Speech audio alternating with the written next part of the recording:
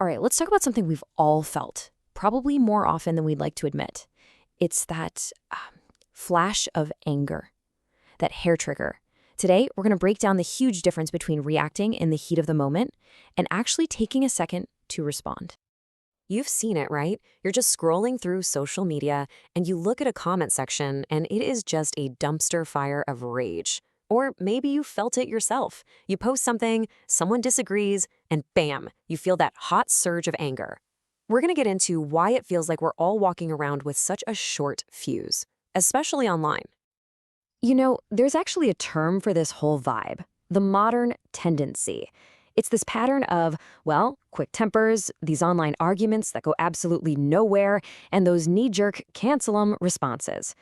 These aren't just random things happening.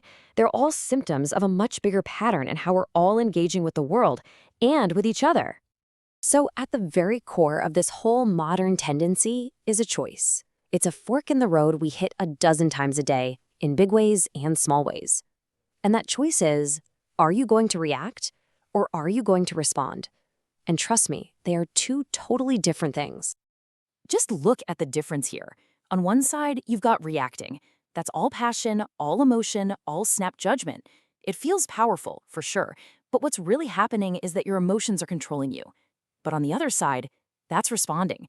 That path is about clarity, about understanding. It's about you being in control. So let's go a little deeper down that first path, the path of passion. What does it actually mean when we just react? It's that feeling, right? That immediate surge. Someone cuts you off in traffic, you get a nasty email, you see a post that just drives you crazy, and boom, passion grabs the steering wheel. In that split second, your rational brain is gone. It's not even in the car anymore. You're not thinking, you're just pure, unfiltered emotion. And this quote, wow, it just nails the problem. It's all about being controlled by them. And them is your own passions, your own emotions. You might feel like you're in charge when you lash out, but in reality, you've just handed over the keys. You've become a puppet, and your anger is pulling the strings. But here's the good news. There is another option. It's the path of patience. This is where we learn to make a conscious response. And this, my friends, is where the real power is. The whole foundation for this path is a virtue called temperance. Now, I know that word sounds a little old school, right? But it is so incredibly important today. All temperance means is practicing patience and moderation. It's the skill of creating a little bit of space between what happens to you and how you act. And it's in that space that you find calm, clarity. And this right here, this is what a response that comes from temperance looks like. See, it's not about pretending you don't have feelings. It's about not letting your feelings run the entire show. It's choosing to respond with that calm clarity.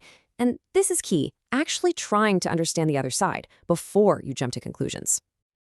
Okay, that all sounds great, but how do you actually do it, in the heat of the moment? How do we build that muscle? Well, luckily, there's a really practical, straightforward framework we can use. It's really just 3 simple steps. First, when you feel that anger flare up, your one and only job is to get a handle on it before it gets a handle on you. Just breathe. That's it. Second, instead of immediately deciding you're right, get curious. Ask, okay, what am I missing here? And then third, only after those first 2 steps do you respond, using that calm clarity we've been talking about. Seriously, if you take only one thing away from this, let it be this right here. The entire practice boils down to this one simple shift in behavior, choosing to pause instead of pounce. That pause, that tiny little moment, that's everything. That is where you take your power back. So why does any of this matter? Because this isn't some abstract idea. This choice, react or respond, it comes up constantly, every single day. It's in the conversation with your family, it's in that email from your boss, and it's in every single comment section you'll ever scroll through. When you boil it all down, this is the choice you're making.